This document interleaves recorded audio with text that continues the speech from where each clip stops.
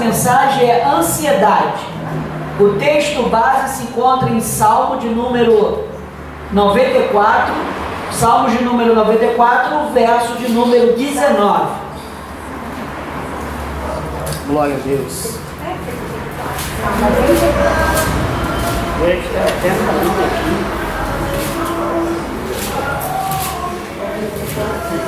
Dá para colocar aqui, Rocha? Aí. Vai lá, abençoado. Já está aqui, olha. Vamos lá. Quando a ansiedade já me domina no íntimo, o teu consolo trouxe alívio à minha alma. A gente vai ver aí claramente que o salmista vai dizer que a ansiedade domina o íntimo. Ou seja, o que significa?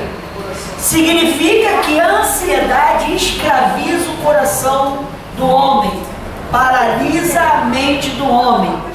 A ansiedade cria muitas adversidades para a vida das pessoas. E nós vamos tratar sobre esta ansiedade, não somente tratar sobre a ansiedade, nós vamos tratar sobre o remédio contra a ansiedade. Amém? Então vamos lá. Bom, a ansiedade, eu fui buscar o significado, diz que é um grande mal-estar psicológico que acarreta em um preceito físico também, que manifesta aflições, agonia, é um desejo muito forte e a incapacitação para levar uma vida mais tranquila. Traduz em uma falta de tranquilidade, estabelece um receio de um estado penoso, caracteriza por uma expectativa de um perigo que muitas das vezes não vai acontecer e nem se revelar, torna uma pessoa indeterminada, imprecisa, que cria no indivíduo um indivíduo totalmente escravizado, ou seja, a ansiedade aprisiona o ser humano. Em uma pequena definição, a gente já vê grandes aspectos de crueldade na vida do ser humano. Traduzindo rigorosamente a Bíblia, quando o salmista fala isso, que a ansiedade, ela causa um mal na vida do homem. Se a gente vir para a Bíblia e pensar, quando o Senhor Jesus disse que veio para nos dar vida e vida em abundância, essa ansiedade não traz abundância.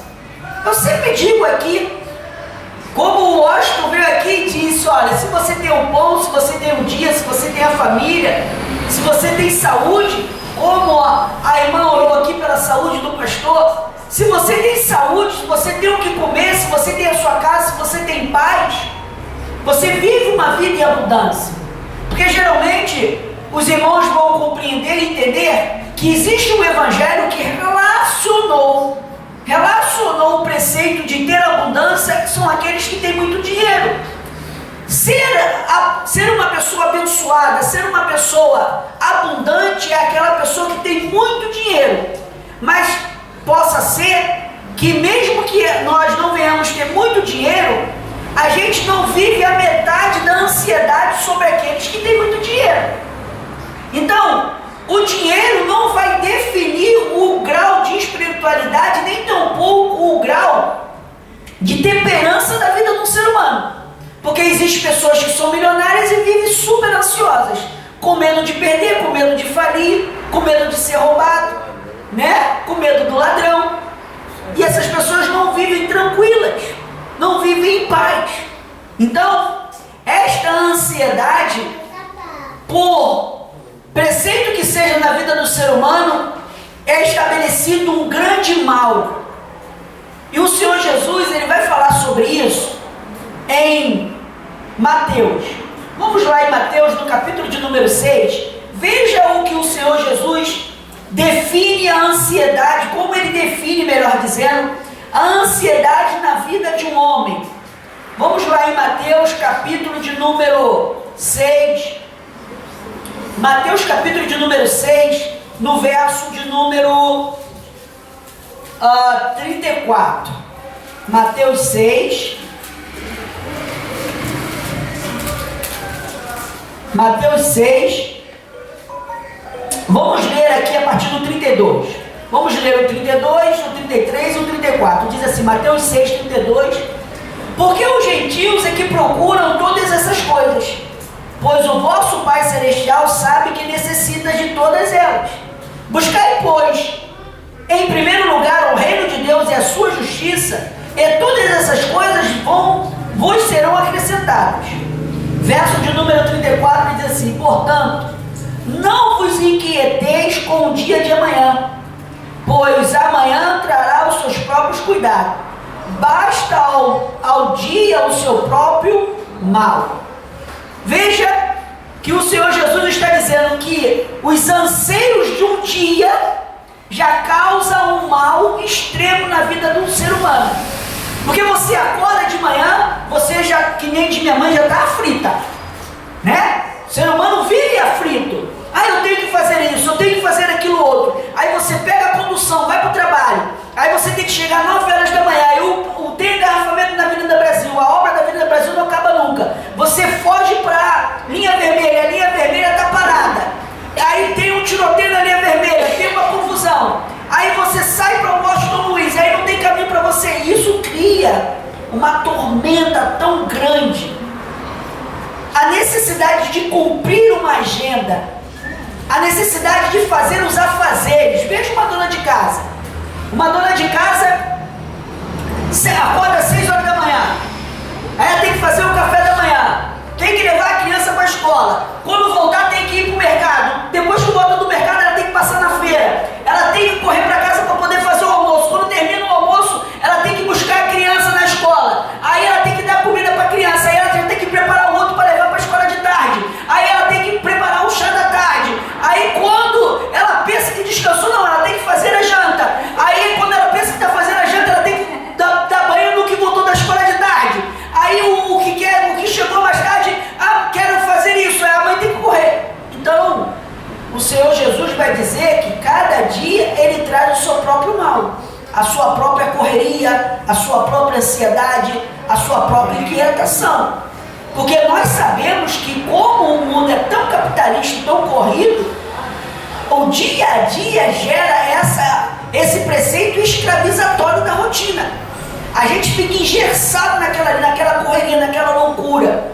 E isso tudo gera uma inquietação, uma ansiedade na vida do ser humano. Bom, o que nós vamos entender é que quando nós estamos balizados na palavra de Deus, nós podemos encontrar um antídoto. Nós podemos encontrar uma vacina contra a ansiedade. Esses dias, o meu irmão mais velho, ele disse assim, olha, nós estávamos com um projeto e pelo pequeno percalço, esse projeto teve que ser adiado mais um pouquinho. Então ele disse assim para o meu pai e para minha mãe, olha, às vezes a gente tem que dar um passo para trás para poder dar 2 passos para frente. Às vezes a gente não conquista uma coisa agora, mas a gente conquista amanhã. Não é verdade? Ora, este homem é letrado na palavra de Deus? Não. Este homem é um pregador do Evangelho? Não. Mas aprendeu que se Deus está no controle das nossas vidas, nós vamos estabelecer um equilíbrio contra a ansiedade. Porque a palavra diz que o Senhor Jesus veio para que nós venhamos ter liberdade. Se nós vivemos ansiosos todo dia, por menor que sejam as coisas, nós nunca vamos ter uma liberdade. Sempre seremos escravos. Mas é interessante a gente perceber que a Bíblia diz que nós temos que ser temperados. Ou seja, a gente não pode ser nem 8 e nem 80. Aí as pessoas dizem assim, mas o Senhor Jesus falou para não ficar ansioso. O Senhor Jesus falou que os lírios do campo, não trabalham, mas vestem roupas mais bonitas do que Salomão. Então eu vou relaxar, Não vou fazer os meus afazeres, não vou correr atrás de objetivos. não vou desenvolver alguma coisa, vou relaxar. E aí as pessoas confundem em ficar livre de uma ansiedade do que se acomodar. A Bíblia não está falando para que você fique livre da ansiedade, você tem que se acomodar. Como eu falei aqui hoje de manhã, o espírito de Gabriela. Eu nasci assim, eu vou viver assim, eu vou morrer assim, eu vou ser sempre Gabriela. Não é assim que a Bíblia diz. A Bíblia diz que a gente tem que crescer e crescer em todas as áreas da nossa vida. Então, a gente não pode chegar e estabelecer assim, eu não vou correr mais atrás de nada, eu não vou preocupar mais de nada, eu não quero saber de estudar, não quero saber de trabalhar, não quero saber de fazer um projeto. Porque Jesus falou para não se preocupar com o amanhã. Então por que eu vou fazer essa ansiedade? Não é isso que o Senhor Jesus está dizendo. O que o Senhor Jesus está dizendo é para você confiar nele, confiar que ele vai produzir e prover, mas para que você tenha entendimento, como disse o Osho, que cada dia após dia você, com os seus afazeres, com as suas atividades, todas as coisas vai cooperar para o bem daqueles que amam a Deus e por ele é amado. São preceitos muito diferentes e que não pode ser confundido. Por isso que a Bíblia tem um texto bíblico que eu gosto muito, que iguala ou compara, melhor dizendo, a nós com as formigas. O que a Bíblia diz para nós aprendermos com a formiga? As formigas, ela recolhe em uma determinada época do tempo, para que não falte no determinado tempo. As formigas poderiam dizer, não, o Senhor Jesus falou para eu não ficar ansioso, então não vou me preocupar na época do inverno. Não vou trabalhar no verão. Mas as formigas trabalham no verão para que não falte no inverno. E a Bíblia compara esse preceito de não ser preguiçoso, que ele diz o texto, vai aprender com as formigas. Então, tem muitas pessoas que adulteram, manipulam os textos bíblicos e estabelecem preceitos que não são condizentes com a verdade.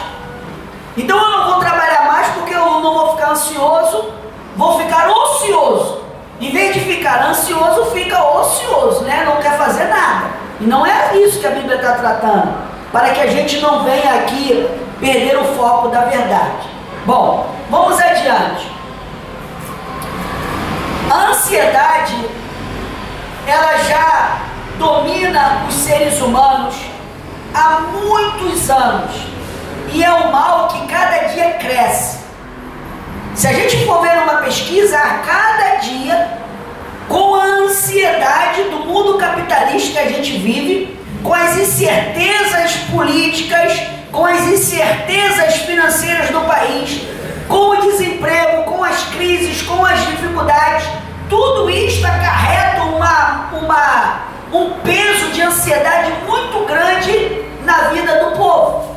Essa semana eu conversei com uma senhora e ela disse assim para mim, olha, eu já sabia que isso ia acontecer. Eu já sabia que ia chegar um dia que o governo não ia ter dinheiro para pagar. Então por isso que eu fiz uma previdência privada. Hoje eu não dependo do NPS para viver. Conversei com essa senhora da zona sul do Rio de Janeiro. E ela disse, meu filho, eu sei que ainda antes de eu morrer, vai chegar a época que o governo não vai pagar os aposentados. Você veja que essa senhora, ela viveu a vida dela toda preocupada de não receber na sua velhice. E agora, depois que ela já está na velhice, ela está preocupada de parar de receber.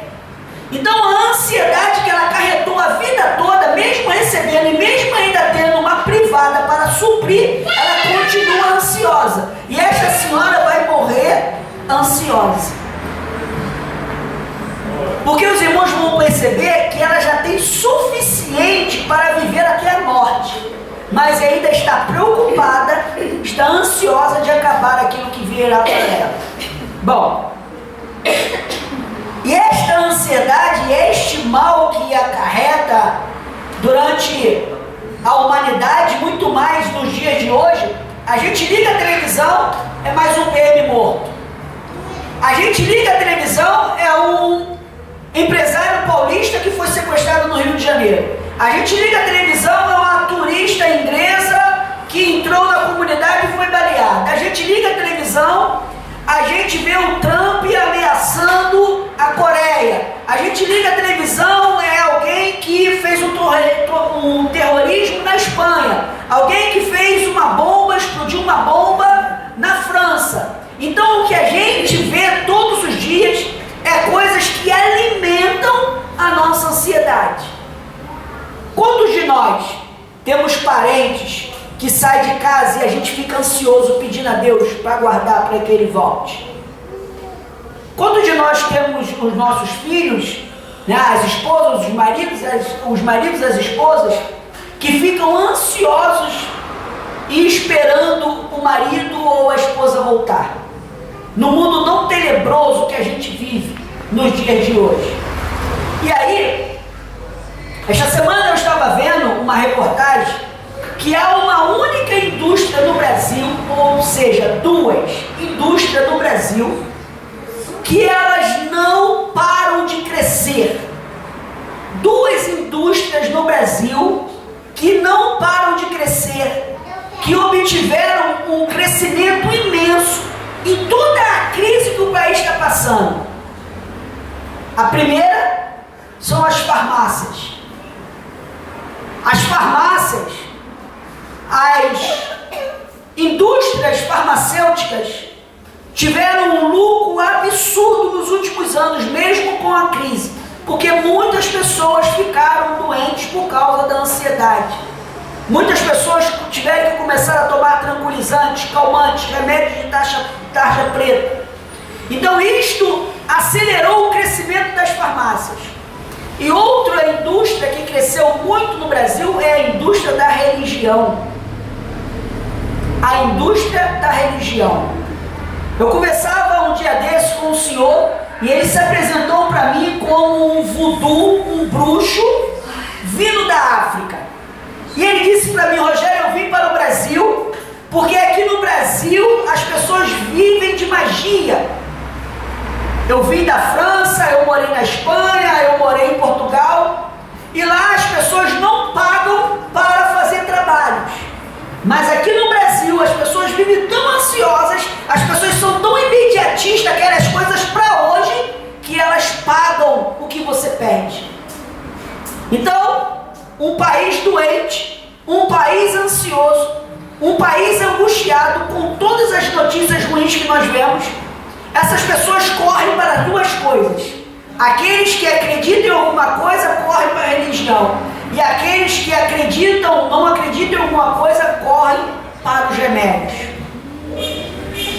E aí a gente vai ter que se encaixar dentro desse sistema perverso que nós vivemos, chamado mundo, para entender e compreender, diante de tanta ansiedade, para onde nós iremos e para onde nós correremos.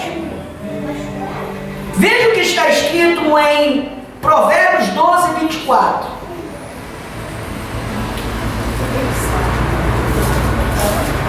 Provérbios, capítulo de número 12,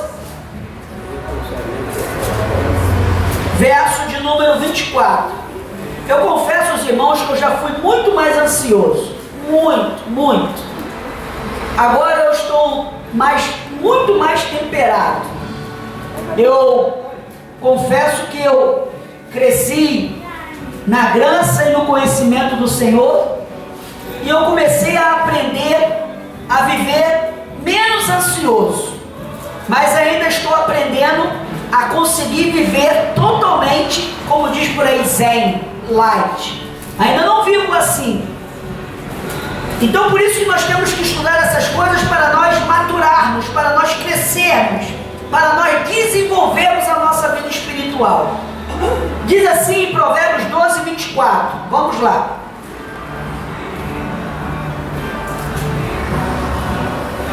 A mão diligente dominará, mas a remissa será sujeita a trabalhos forçados. Verso de número 24.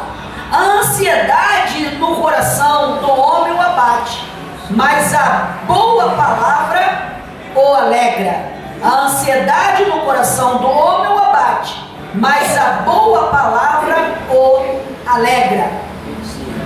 No verso 25, eu li o 24 e o 25, vamos ler novamente.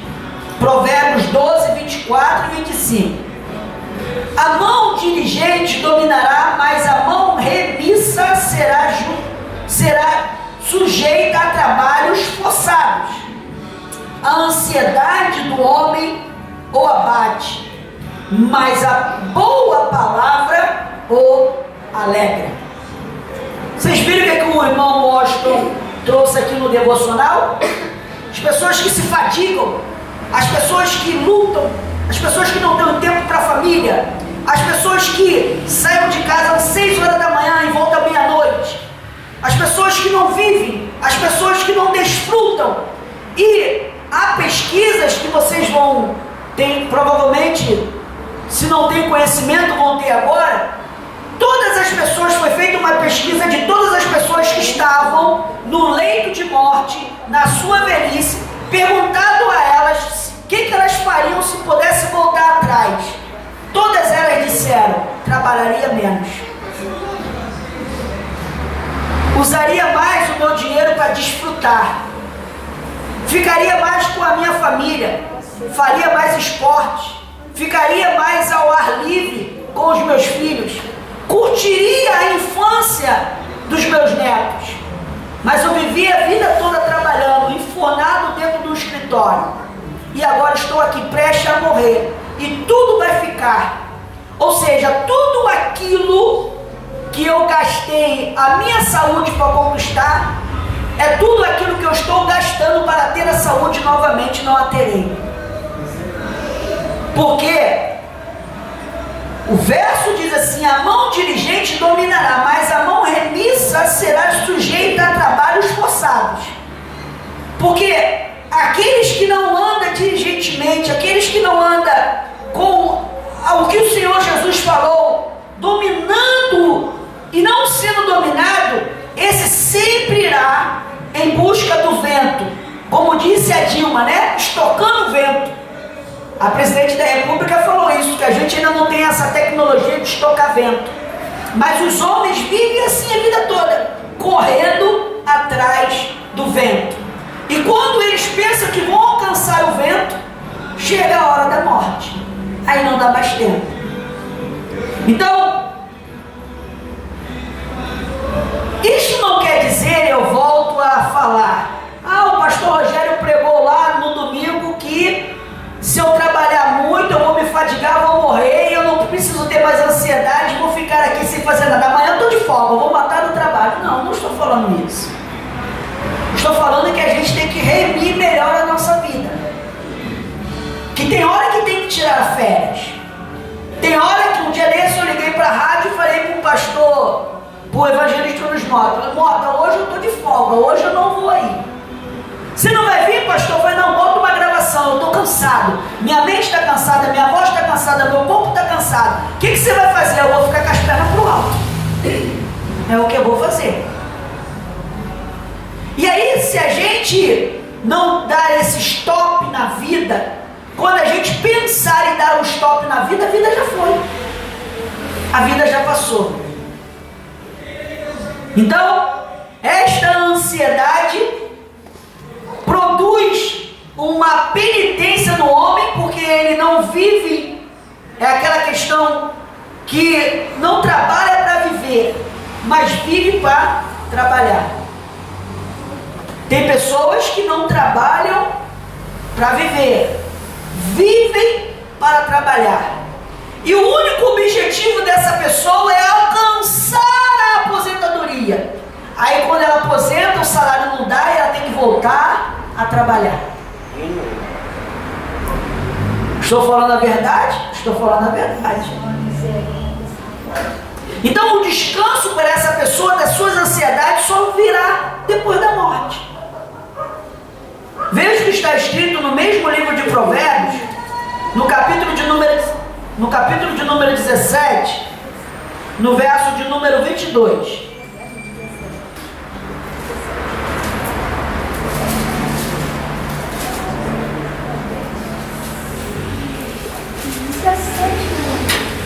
Provérbios 17, 22. Vamos ver o que está escrito. Vamos ver sobre o que sobrepõe na vida de um ser humano o preceito da ansiedade. Quais são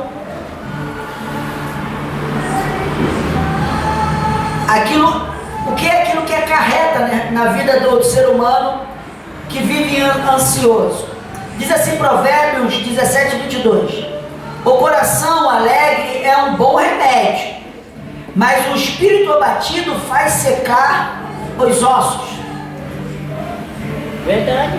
Se perguntar a um médico que trata de pessoas cancerígenas,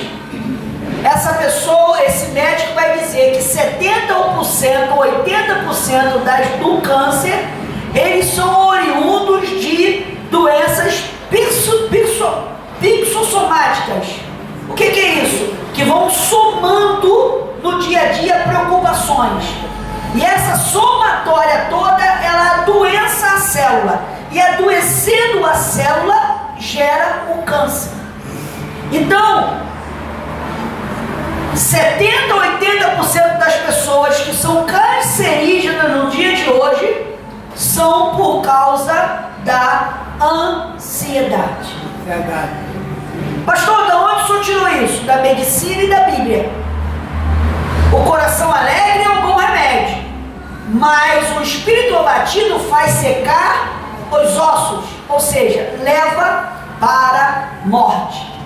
Por isso que as pessoas ansiosas se tornam depressivas e a depressão produz a morte das células e as células mortas começam a estabelecer um preceito cancerígeno e essas pessoas morrem deprimidas. Se os irmãos não têm conhecimento, nós vivemos atualmente um dos maiores índices de suicídio do mundo. Pessoas na Suíça têm um grande índice de pessoas que se matam, pessoas ricas, pessoas que não sabem o que é crise mundial, pessoas que não sabem o que é problemas financeiros, mas essas pessoas têm um vazio profundo e a ansiedade de preencher o vazio que eles têm, eles não alcançam, aí se matam. Volta e meia a gente vê um ator de Hollywood, um cantor americano ceifando a sua própria vida, porque os anseios da vida dele materialmente já foram supridos. E aí não tem mais, a vida não tem mais sentido, não tem mais função na vida. Aí estas pessoas ceifam a própria vida. Eu conversei com uma pessoa que trabalha na Ponte Rio Niterói. Ele disse que há um agravamento muito grande de suicídio na Ponte Rio Niterói.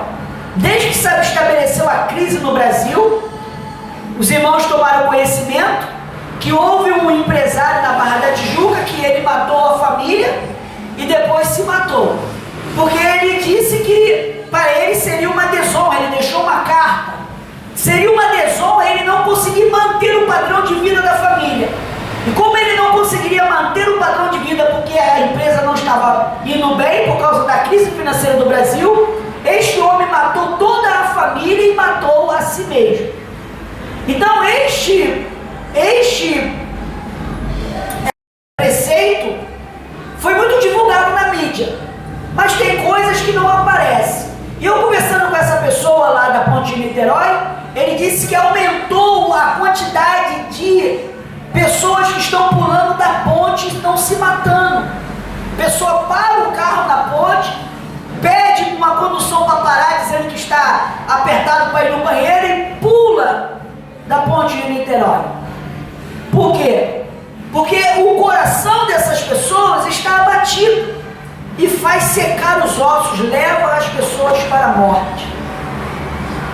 E aí, nós vamos começar, se há algum tipo de mazela, desta mazela em nossos corações, de angústia, de dor, de aflição, de abatimento, nós vamos estabelecer em nossos corações um preceito para combater a ansiedade.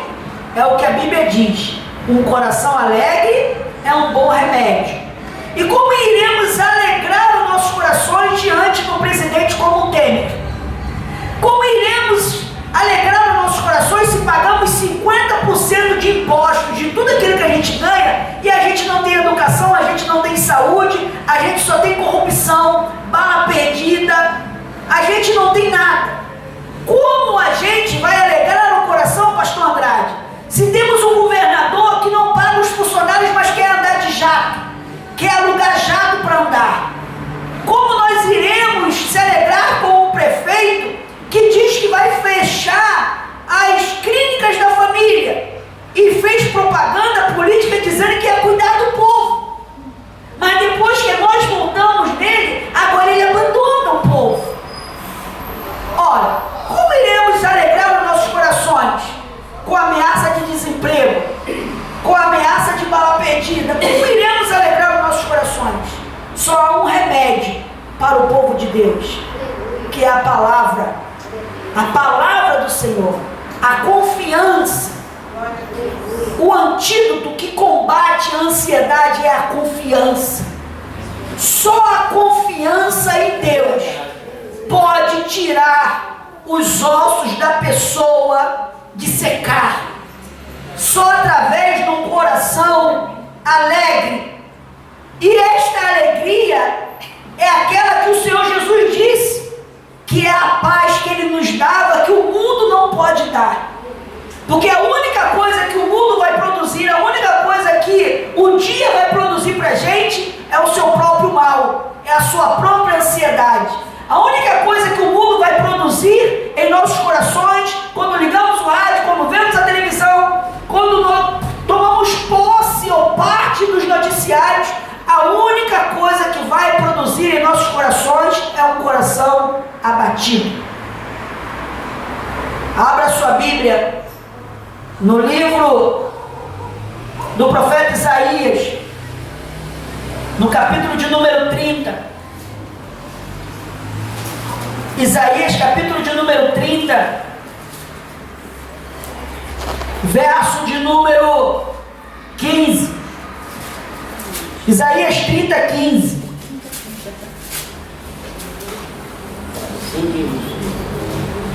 Isaías 30, 15 diz assim. Ainda não foi? Vamos aguardar então. Enquanto os irmãos acham, bebo água. O pastor não pode ficar ansioso. O pastor tem que esperar. Diz assim, Isaías 30, 15. Porque assim diz o Senhor Deus, o Santo de Israel: em vós converterdes, em sossegardes, esta é a vossa salvação, na tranquilidade e na confiança, na vossa força não, mas não o quisestes. Então, o Senhor Deus está dizendo assim para nós: se convertam ao seu santo nome, confiem nele, porque assim vocês sossegarão. Esta é a vossa salvação. Está dizendo que se nós buscarmos a nossa salvação em nossas forças, em nosso dinheiro, em nossos familiares, em nossos governantes, em uma conta bancária ou num sistema político, a gente nunca vai estabelecer uma tranquilidade em nossas vidas. Esta tranquilidade só sobrevirá em nossas vidas se nós confiarmos no Senhor, para nós podermos sossegar, para estabelecer uma confiança. E aí ele vai dizer assim: há alguns que não querem, que não quiseram. Mas nós vamos, ao término desta ministração, nós vamos orar ao nosso Deus e dizer a Ele: Senhor, nós queremos a Tua paz. Amém. Nós não queremos ficar ansiosos, angustiados. Nós não queremos que nossos ossos venham a secar. Mesmo que nós venhamos ter um golpista como presidente, ou um irresponsável como governador, ou um mentiroso como prefeito, mas nós vamos sossegar no Teu reino, na Tua justiça, na Tua bondade. Em Isaías 32, 17 diz assim a palavra do Senhor: Isaías 32, verso de número 17. Nós estávamos no 30, agora vamos para o 32. Diz assim: amém? Amém. O efeito da justiça será a paz. O efeito da justiça será a paz. É o fruto da justiça. Repouso e segurança para sempre. Repouso e segurança para sempre. Vamos ler o 18. O meu povo habitará em moradas de paz, em moradas bem seguras, em lugares quietos e tranquilos. Aí você vai dizer assim: pastor Rogério, como é que eu vou viver em um lugar tranquilo no Rio de Janeiro? Como é que o senhor acha que eu vou viver tranquilo andando na Avenida Brasil, no Automóvel Clube, na linha vermelha, na linha amarela? Como o senhor acha que eu vou viver tranquilo? Esse texto aqui não está falando de casa, de ruas.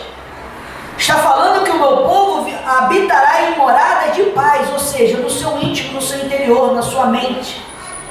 Porque se passares pelo fogo, se passares pela Avenida Brasil, se passarem pelas águas, se passarem pela Dutra, se passarem pela entrada do Jacarezinho ou por qualquer outra comunidade, eu estarei contigo.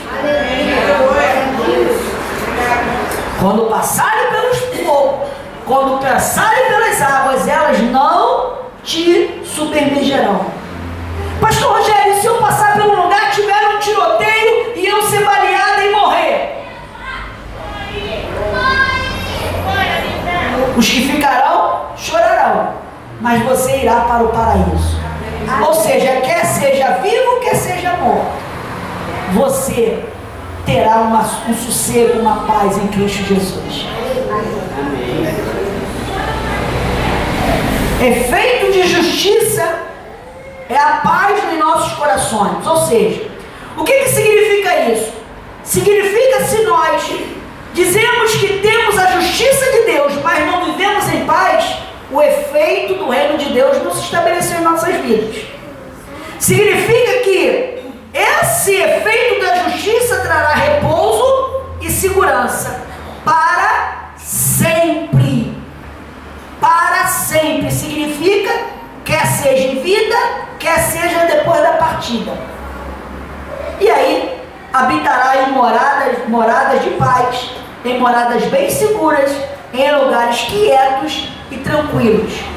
Quando a pessoa vive aflita, angustiada, atormentada, essa pessoa vive quieta e tranquila? Não, ela vive atribulada. É diferente. E aí, nós temos que saber esperar este preceito da ação divina em nossas vidas. Vamos aqui em Provérbios, no capítulo de número 1, no verso de número 32. Provérbios, no capítulo de número 1, no verso 32 e no verso 33. Vamos adiantar, porque temos as irmãs ainda para cantar. 31.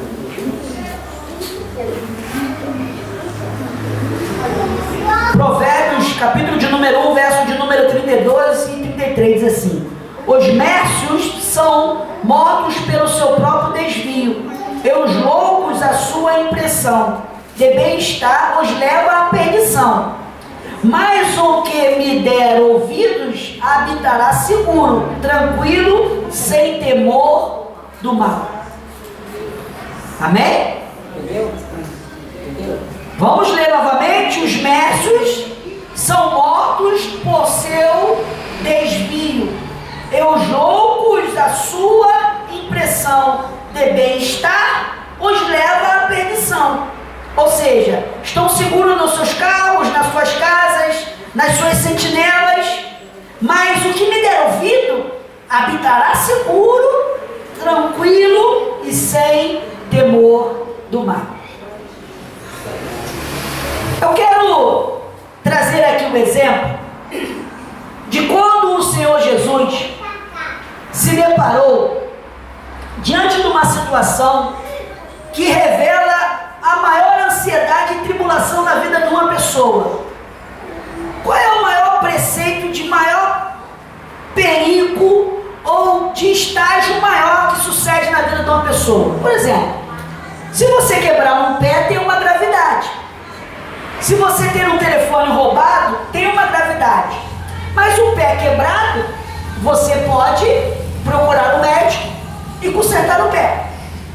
O telefone, se você não tiver dinheiro, você pode parcelar. Você pode juntar o dinheiro e comprar o telefone de novo. Mas diante da morte, quem pode voltar a viver? Então a maior ansiedade que sobrepõe na vida do ser humano é a morte. Centenas e milhares de pessoas têm medo da morte. Centenas e milhares de pessoas não sabem lidar com a morte. Centenas e milhões de pessoas vivem hoje já ansiosas por dia de morrer, angustiadas, deprimidas. Ai meu Deus, sai de casa, vou morrer. Ai meu Deus, vou dormir, eu vou amanhecer morto. Se morrer, não vai amanhecer. Não é verdade? É verdade. É verdade. Se morrer, não vai amanhecer. Mas as pessoas ficam assim angustiadas, ansiosas. E aí a gente vai ver como Jesus lidou com esse preceito da morte. Lá em João 11. Vamos lá em João 11. João, capítulo de número 11. A morte é o maior preceito de tribulação na vida do homem. É o que tem o maior estágio, é a morte. Acima da morte não tem um problema maior. Porque todos os problemas abaixo da morte dão para ser resolvidos. Mas o problema da morte não dá para ser resolvido, né? Morreu, não tem como mais resolver a situação. Diz assim, João, capítulo de número 11, verso de número 1. Estava enfermo Lázaro em Betânia, na aldeia de Maria e de sua irmã Marta. Esta Marta, cujo irmão Lázaro estava enfermo, era a mesma que ungiu com bálsamo ao Senhor e enxugou os pés com seus cabelos. Mandaram, pois, as irmãs de Lázaro dizer a Jesus: Senhor, está enfermo aquele que amas. Ao receber a notícia, disse Jesus: esta enfermidade não é para a morte, e sim para a glória de Deus, a fim de que o Filho do Homem seja glorificado por ela. Bom, aí há um preceito que a gente vai logo entender. Quando alguém aparece doente na família, ou quando tem um diagnóstico, logo vira um desespero. Logo vira uma agonia, uma ansiedade. Há pouco tempo atrás nós soubemos que um dos meus primos estava com câncer no pulmão. E foi um desespero, uma agonia, uma choradeira na família. E se criou uma porção de rituais, uma porção de campanha, uma porção de adereços para tentar salvar a vida do garoto. Há poucos dias atrás nós fomos no aniversário da filha dele de 1 ano. Ele não morreu.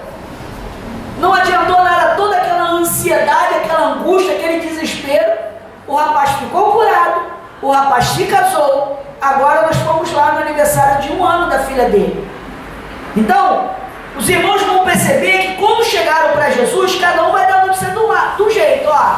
Aquele que tu ama, já era. Já reparou, os irmãos, que quando alguém traz uma notícia de doença, essa pessoa sempre inclina para aquela coisa mais trágica. Ih, ficou sabendo? Um irmãozinho lá da igreja. Não é assim? Que as pessoas parece que tem um ar de alegria, né? De transmitir. E quando alguém vai dar notícia de câncer aí, já reparou isso, Cláudio? Tá sabendo? Sabendo de quê? Quem está com câncer? Não é assim? Dar a notícia ruim parece que torna a pessoa um jornalista melhor, né? Parece que ele está porque ele vai ver o espanto. Aí a pessoa que recebe fala: ai meu Deus, como pode?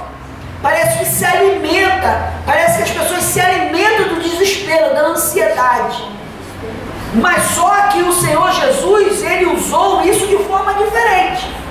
Provavelmente muitos chegaram: tem que correr lá, Jesus. Vamos arrumar uma motocicleta, vamos chamar um Uber para o Senhor, vamos chamar um 99, vamos chamar um táxi, vamos pegar um avião, vamos contratar, pedir o jato emprestado do Pezão, para o Senhor correr lá para salvar Lázaro. E aí o Senhor Jesus disse: calma, gente. Por que vocês estão aí tão atribulados? Vieram correndo? Bebe uma água, respira. Vocês estão muito desesperados. Veja que em momentos nenhum o Senhor Jesus falou: ai, caramba, Deus, eu pensei que tu estava comigo, o cara lá que eu amo é Lázaro, o Senhor abandonou ele. Ai, meu Deus, por que isso aconteceu comigo? Por que logo comigo? Eu sou uma pessoa tão boa, eu pago um preço, eu faço as coisas boas, eu faço bem, eu oro, eu fico sem comer, eu fico sem dormir, eu vou para a igreja, eu faço campanha, eu falo: o que aconteceu comigo? Essa doença na minha família. Não é assim que as pessoas dizem? Não é assim que as pessoas reagem? É assim. Mas veja como o Senhor Jesus reagiu. Ao receber a notícia, disse Jesus: esta enfermidade não é para a morte, e sim para a glória de Deus. Em momento nenhum Jesus entrou em desespero. Em momento nenhum Jesus, sabendo ele que Lázaro ia morrer, sabendo ele que Lázaro ia morrer, e em momento nenhum ele esboçou um preceito de ansiedade. Ora, diz assim no verso de número 5: ora, amava Jesus Marta e a sua irmã e Lázaro. Quando, pois, soube que Lázaro estava doente, ainda demorou 2 dias ao lugar onde estava. Ora, irmão, volte.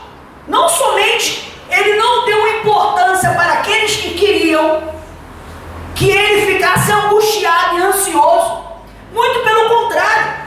Além de dizer e tranquilizar que aquilo ali não era para eles se preocuparem, sendo ele sabedor, e os outros provavelmente chegaram diante dele: ó, tá brabo, hein? Tá brabo, os médicos já se enganaram. Eita, pele e osso em cima da cama. Provavelmente falaram isso para ele, porque queriam de alguma forma sensibilizar Jesus para Jesus sair correndo, porque a intenção deles, percebam os irmãos, que quando alguém quer ajuda de alguém, a situação é desse tamanho, mas para receber ajuda a pessoa bota desse tamanho. Ih, o negócio está brabo, teve fratura exposta. Você chega lá, a pessoa quebrou uma unha. Então provavelmente esses homens quiseram encher a cabeça de Jesus, falando uma porção de coisa, acrescentando: ih, já era, Lázaro, ih, tu tem que correr. Não somente ele não deu importância, não ficou aflito, angustiado. Pastor Rogério, como assim ele não deu importância? Sim, não é um contexto de não ligar, mas era um contexto de não ficar ansioso. E não somente isso, ele continuou a ensinar e pregar, esperando passar mais 2 dias. Imaginem vocês, aqueles homens que foram levar a notícia: a gente vai embora ou fica esperando ele? Pô, mas ele nem pegou a capa dele, a túnica, ele não pegou nada. Ele não pediu uma sandália, ele não pediu para pegar uma água para ir viajar. Ele nem falou que ia viajar, que ia atrás de Lázaro. Ele ficou quieto. Ele parece que ignorou, ele não deu importância. Ah, vamos ficar aqui esperando. Ó, já se passou 6 horas, ele continua lá, ele não levanta. Ó, já se passou 12 horas, já se passou 1 dia, já se passou 2 dias. E ele não se mexe. Ele não fica ansioso, ele não fica inquieto. O seu amigo que ele ama, as irmãs. Disseram os discípulos: mestre, ainda agora os judeus, vamos voltar aqui, quando pois soube que Lázaro estava doente, ainda demorou 2 dias no lugar onde estava. Depois disse aos seus discípulos: vamos outra vez para a Judéia. E aí, no verso de número 9, ele diz assim: respondeu Jesus: não são as 12 horas do dia, se alguém andar, não são as 12 horas do dia, se alguém andar de dia, não tropeça, porque vê a luz deste mundo, mas se andar de noite, tropeça, porque nele não há luz. Isto dizia, depois de acrescentou: nosso amigo Lázaro adormeceu, mas vou para despertá-lo. Os irmãos vão perceber que Jesus lidou com essa situação de 3 formas.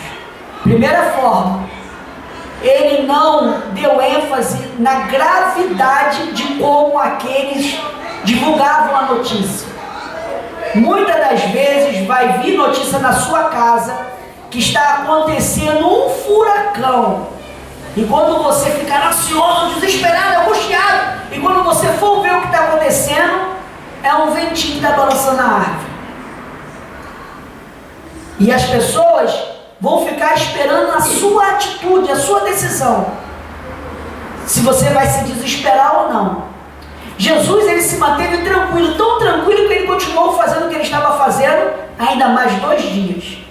E depois, ele não encarou a morte como um preceito de mal ou de fim.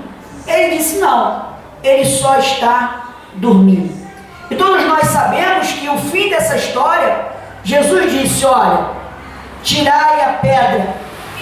Disse Marta, a irmã do morto. Estou lendo o verso de número 39.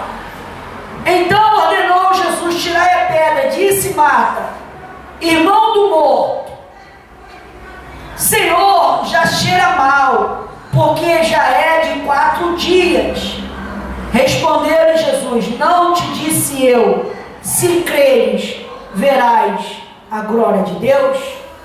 Não te disse eu, se tu confiar em mim, tu vai combater a ansiedade do teu coração? Não te disse eu que não era para se preocupar, que mesmo diante da morte vocês vão ter salvação? Não te disse eu que aonde você estiver, eu estaria contigo todos os dias? Não disse eu que eu comecei uma boa obra na vida de vocês e sou fiel para completar? Não disse eu que sou um bom pastor, e um bom pastor dá a vida pelas ovelhas? Não disse eu, se passarem pelo vale, se passarem pelas águas, eu estarei contigo? Não disse eu que praga nenhuma chegaria à tua tenda? Não disse eu que estaria a cuidar dos teus filhos, da tua parentela, da tua família? Não disse eu que vim para te dar vida, vida e abundância? Não vim eu, não disse eu que a minha paz, que excede toda a compreensão humana, guardará a sua mente e o seu coração? Por que tu te preocupas, Marta, com esse contexto que cheira mal? Qual é o seu problema que está cheirando mal neste dia de hoje? Quais são as adversidades? Quais são os preceitos, as perseguições, as preocupações? Tiraram a pedra e Jesus, levantando os olhos para o céu, disse: Pai, graças te dou por me ouviste. Levanta, canto e amado, xeriam de canto. Aliás, eu sabia que sempre me ouves, mas assim falei por causa da multidão presente, para que creiam que tu me enviaste. E tendo dito isso, clamou em alta voz: Lázaro, venha para fora. Toda a dor, a angústia, a ansiedade caiu por terra, porque Jesus estava lá, presente. Como Jesus está aqui, em nós, presente, em nossos corações, para que todas as mazelas do dia mau caia por terra em nome de Jesus. Para que nós possamos andar sossegados e tranquilos, sabendo que o Senhor é nosso pastor e nada nos faltará.